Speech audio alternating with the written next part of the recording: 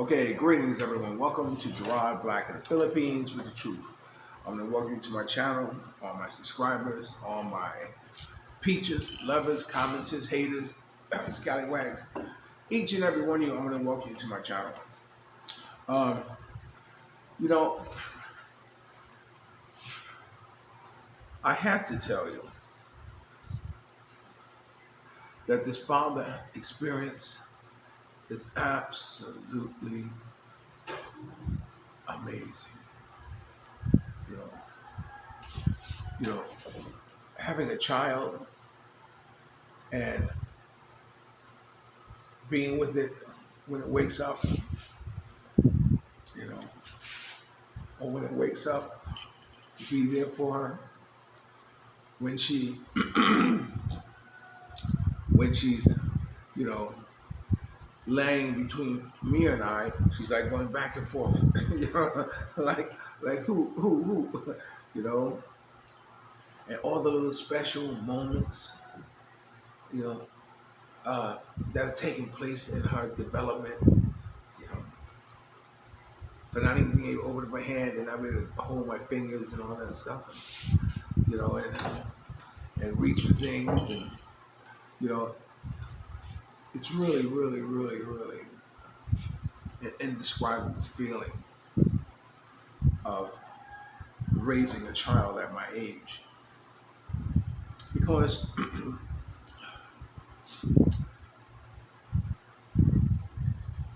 I mean, sometimes I look at Duchess and I want to cry. Sometimes a tear comes to my eye. You know, just looking how she looks up at me when she smiles. Now, don't get me wrong. There are times when I swear she thinks that she don't know who I am, or who are you? Won't let me hold her or something like that, and I can almost take that person like, nah, it's okay. You know, that's why you're still daddy's girl. You know, but it's that. I mean, I can't wait till, I can't wait till, I can't wait till, I can't wait till, I can't wait till, I can't wait till, I can't wait till, I can't wait till, but I got to, man. Because all I'm doing is wishing my life away, her life away, if, you know, I'm constantly saying, I can't wait till, I can't wait till, you know.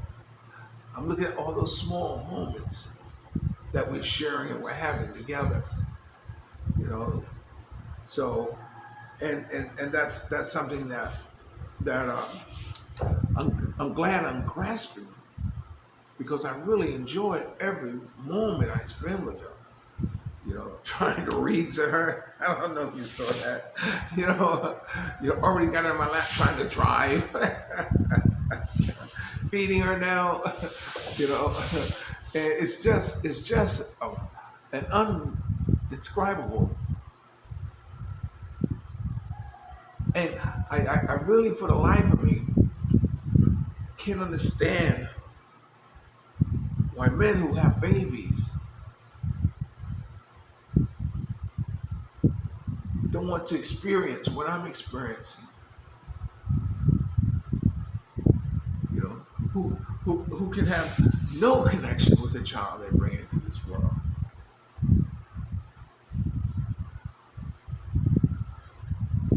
It's really mind blowing to me. You know,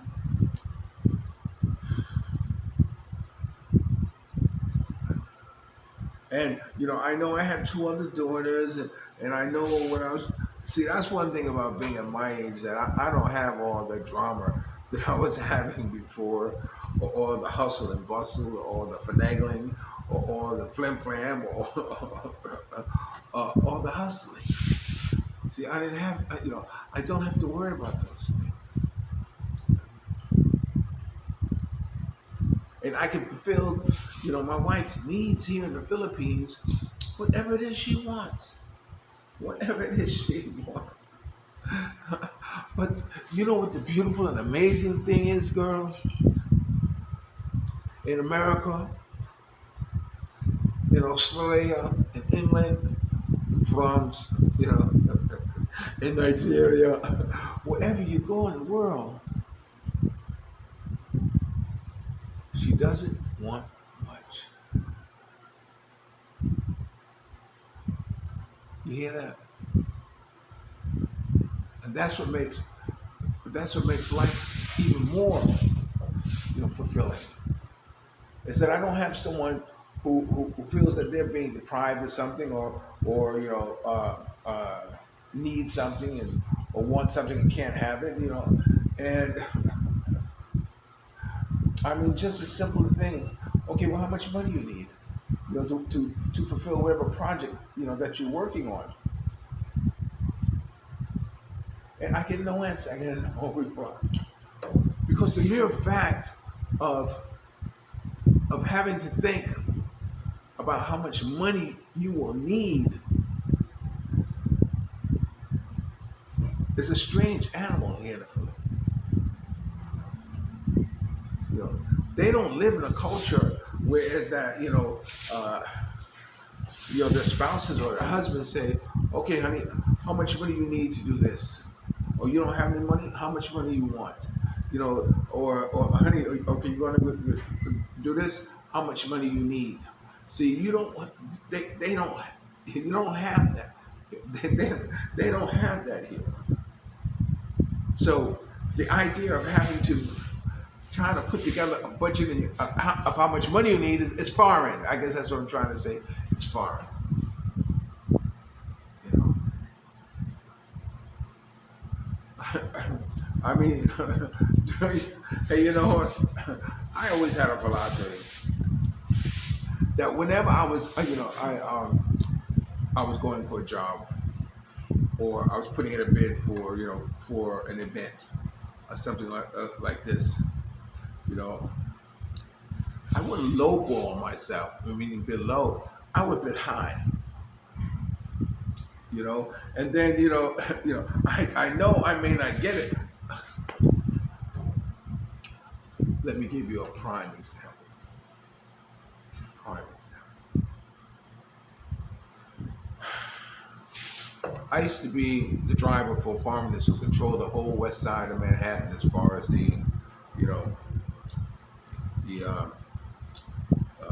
with the marijuana. It was legal. It wasn't legal in marijuana.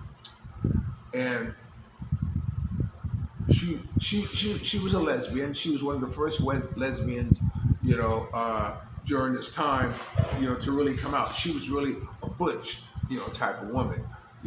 She wanted to be a man. That's what she was.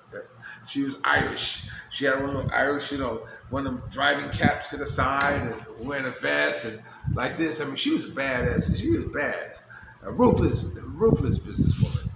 And I used to drive for her. See, that's what I always did. I always drove. Wherever I went or whatever I did, however I got money, whenever I needed money, I would always hire myself out as a driver. And so this woman, she ended up blowing up, had a gorgeous girl. Oh my God. She had a gorgeous girlfriend.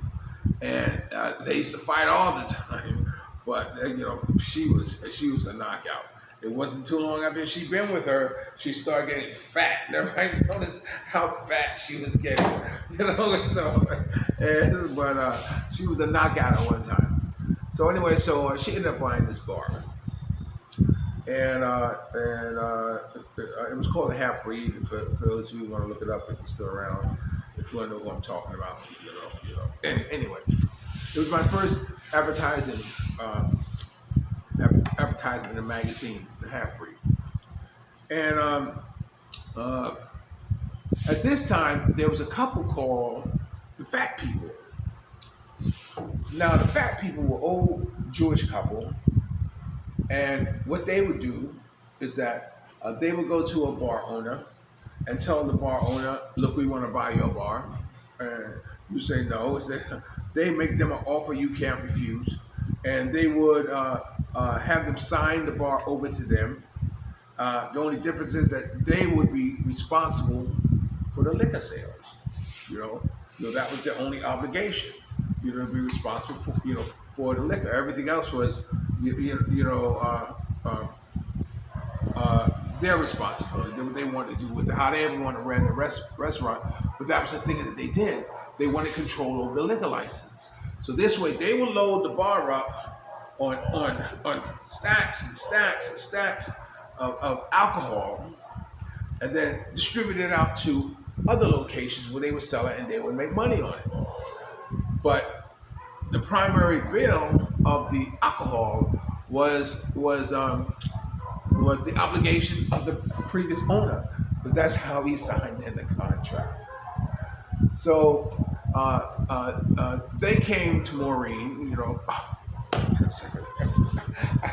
they came to Maureen and gave her a proposition. But Maureen had knew the bodyguards, their bodyguards, and the bodyguards were getting very, very antsy, very, very, you know, very unsatisfied with the working conditions, whatever it was they were doing, with the fat people. They called them the fat people. You can check this out. There's an article in New York Magazine, like 70s. See, I forgot what year I got out of service. Oh yeah, okay. I got out of service in '76. So this article would probably be in a magazine from like I don't know, maybe I got out about '73, maybe '78. No, 76. I got out '76 to '79. You might find this article. It might be called "The Fat People" or something like that in the New Yorker. But anyway, they wanted them dead. So I'm not gonna figure out how I got onto this. So in the meantime, I had someone close to me who was seeing someone who was in the mob, and his job was to collect firearms under everything under 38, a 32, or a 22, or a 25, like this, and he would put silencers on them. Once he got an order of over 10, he had to take. Then he would start getting orders from the side. Yo, you need a silencer. Yo, you need a silencer, because he knew all that was his money. And so Maureen had a 22 silencer. Had a 22. And she gave it to me to give to him to put a silencer on it. And it was a single shot, So he did it, and it was real nice, real nice, But anyway, so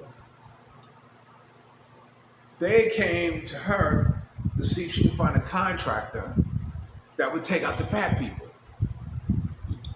Now I learned that to always keep face, you always give them an offer that they won't pay. Rather than you saying no, you won't do it, showing that you're a coward, But at least you had a price, and if they gave it, you got to do it. You got to do it. No ifs and buts about it. You got to do it. So, so they asked me. They said, "Would you do the hit?" I said, "Well, how much?" They said, "Well, how much you charge?" I said, "I charge 7,000." This is 7,000. I said, "Oh no, that's way too much." But then again, I kept face. Then I said, "No, man, I ain't no killer or nothing like that." And you're in an organization, bordering on the line of the thugs, cutthroats, gypsies, and thieves. so I turned it down. About 2 days later, they were found shot dead in their bedroom. This is the article. The article will explain it to you. Someone that came in and shot them both while they were sleeping. And so, because of this killing, it released, the practice, I guess I'm going to say practice, of them moving around extorting bars. And the bodyguards, I don't know which one, if any of them had anything to do with it, we were just happy, that it was over. They were running the show now. Why? Because they know where all the bones were buried. So, to finish this story, and then I don't know if I have time to go on. I want to talk about something else. But to finish this story, Maureen wanted to sell the 22 sounds. It was nice. I mean, not 22 sounds. So I was supposed to drive this night because um, there was somebody who wanted to buy it. So Teddy, the guy who put the sounds on there, the moms everything like this, he decided to drive, and I didn't drive because I was in New Jersey, living in East Orange, and I was with Ciao, my Canadian superstar. I told her I was sick. I didn't want to drive like that. It's okay. Okay, that's no problem. Teddy would drive. So Teddy took her to the meeting. So when they went to the car or van, I don't know the details, but it turned out to be feds. And they were busted. Busted for, you know, sales or whatever of silence, all that stuff. Maureen lost the liquor license, all that stuff, in essence, lost the bar. And she thought that I had turned her in because I didn't drive that night and how I must have known. So I heard there was a contract out on me. And so because of that contract, that's one of the main reasons why I jumped from the East Coast to the West Coast. Because I jumped to San Jose. I had a friend there who worked for Ford Motor Company. He moved there. I said, Gerard, anytime you want to get, anytime you come, just come. And I stuck him to it. I caught a flight to, let's see, there's always a backstory. I used to always ride the bus into the Port Authority, Manhattan. I used to live at 60 Parkway Drive. For those of you who know, in East Orange, that's where the mayor lives. That's where Millie Knight lived, and from Gladys Knight's sister, I told you stuff. So anyway, I had a hairdresser that would do my hair every week, every Friday. She would do my hair. And so what happened was that she went to California, and we were riding the bus in, and she just talk how beautiful California was, and how nice it was, and whatever. And the whole time she was telling me, my whole mind was just ego tripping. Hey, Gerard, whatever you do in here, you can do anywhere in the world. You don't have to stay. And that's when I got the idea. I said, fuck it, I'm moving to California. So in 1 week, I packed myself up. I flew to California. I went to the address in San Jose and knocked on his door. He opened the door. He said, Gerard. I said, yeah, man, what's up? He was shocked. So anyway, that's the end of that story. I wanted to tell you something else, but I'll save it for another time. I'm sure I'm out of time. Okay, so thanks for watching, Gerard. Oh, wait, before I finish, bring it on. Again, I'm so blessed to have a child. You know where I'm falling down at? I'm falling down at motivating myself every day to exercise. And I know how to exercise. I know how to do crazy exercise. But it's just getting down the floor and doing it. And when I do, me and I went for a walk. I kept saying, go for a walk. So I said, yeah, let's go for a walk. And we went for a walk. And it was good. So, when I think about doing it, I think in terms of when I exercise, I'm adding more time to the time that my daughter and I will be together. All right, this is Gerard Black in the Philippines with truth. Remember, dreams are nothing more than plans awaiting action. Never disrespect the elder, always improve somewhere. And sometimes, you're the only one to see your vision. And the best revenge in life is to live good. I'm living good today. I'm glad you don't live inside my head. And if you're lucky enough to have a woman like Ali Wilson, formerly singing The Temptation, going south, treat her like a lady. And ladies, if you're lucky enough to have a good man like me, make him feel like a king and never say no.